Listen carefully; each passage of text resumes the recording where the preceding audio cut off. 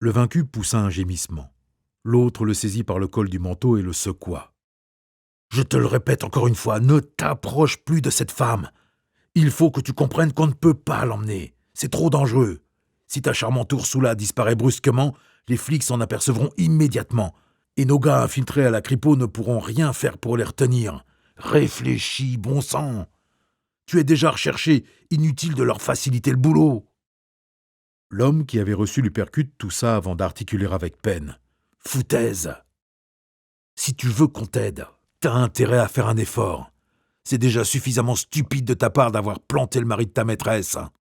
Nous devons protéger notre organisation, sinon nous risquons tous d'avoir de gros ennuis. » Hans comprit que le type mal en point était Nixfeld. Ce dernier hocha la tête en signe de soumission, et son assaillant le lâcha. En réalité, c'était une feinte. Faisant un pas en arrière, Nixfeld sortit un pistolet de la poche de son manteau, l'arma et le braqua sur son agresseur. Après un moment de surprise, l'inconnu bondit en avant pour agripper le bras tendu vers lui.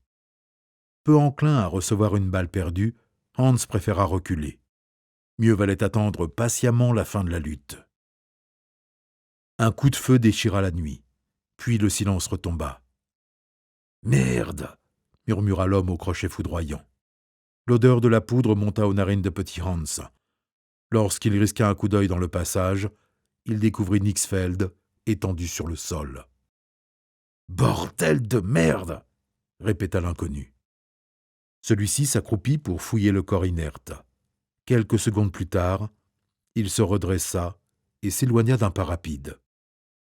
Hans n'en croyait pas ses yeux. Tout était fini.